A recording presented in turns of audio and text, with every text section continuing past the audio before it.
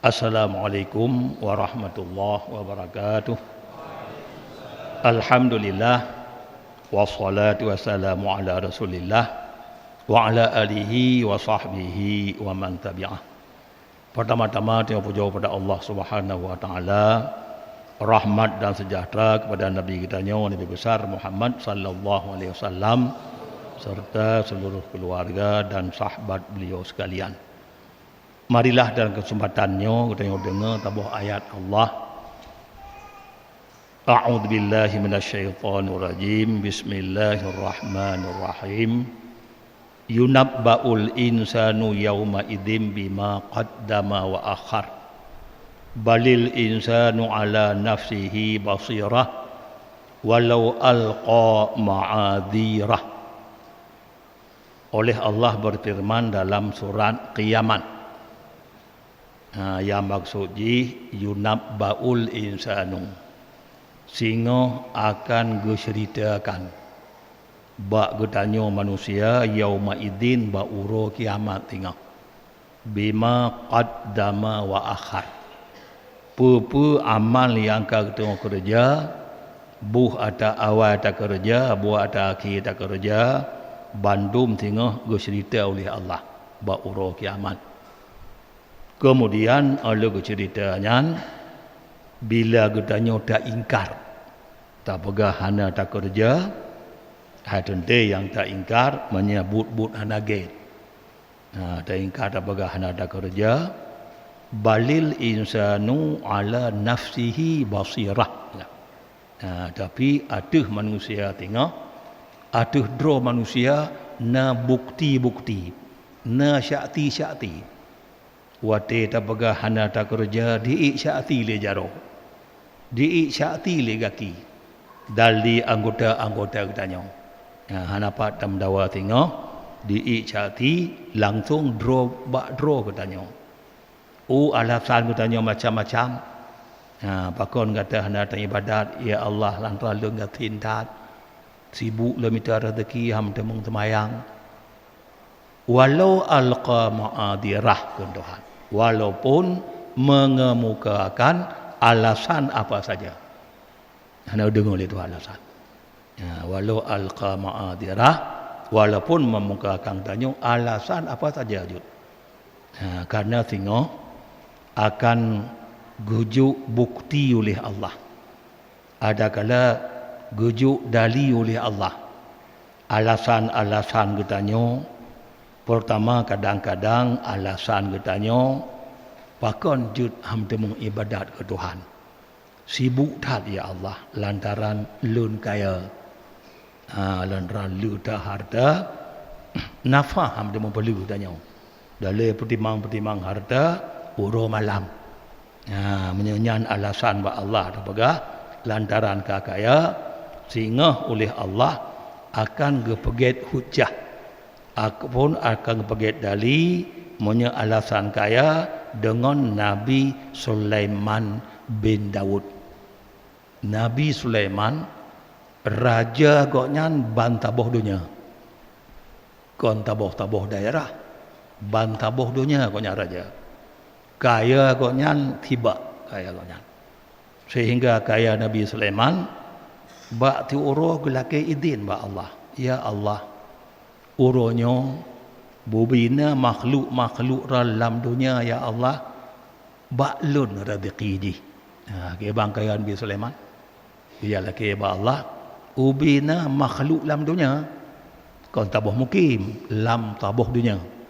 Makhluk pu ungkut, pu binatang kelut-kelut lautun, ulu manusia bantu. Yang na pajuh-pajuh makanan, kelaki izin ba Allah untuk Nabi Sulaiman kena juk rezeki tiuro. Jadi kena pegah nyodum kaya Nabi Sulaiman. Maknanya alasan sibuk dia orang kaya, Nabi Sulaiman yang begitu kaya. Kon cilet-cilet kaya Nabi Sulaiman. Kon lagi kaya hartanya. Yang begitu kaya gokul Tuhan. Pukul Tuhan, hai Sulaiman yang begitu kaya, hana muslimin yang terganggu ibadat kelon ke Tuhan. Yang puala tangan Tuhan.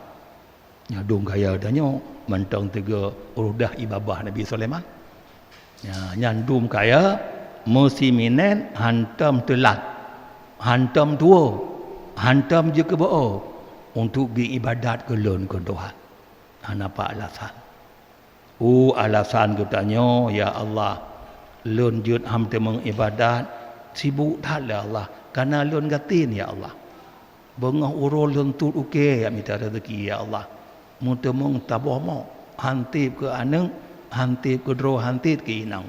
Mapa jam temeng ibadat ya Allah. Nyam alasan. Nyan tengok kebagai hujah ya Allah dengan Nabi Isa. Nabi Isa kondom gatin katanya rumah ana. Gulahi Nabi Isa 5 gonyal lamutun rumah ana. Katanya gatin katanya na rumah, na baje, bahkan na Honda, na itangan, na umang mutiu yang gatin begah katanya. Nabi Isa merumah tak. Tapi demikian gasin kun Allah hana mutiminen jud ku telat ibadat kulun. Jadi apa alasan? Yang ke walau alqa ma'adirah, apa saja alasan hana terima oleh Allah. Hanpat begah ngagatin tak. Lebih gasin Nabi Isa. Alasan tanya, kamu mau kerja bagab ya Allah. Budak gab ya Allah. Hai beri wate mutian untuk piuh-piuh.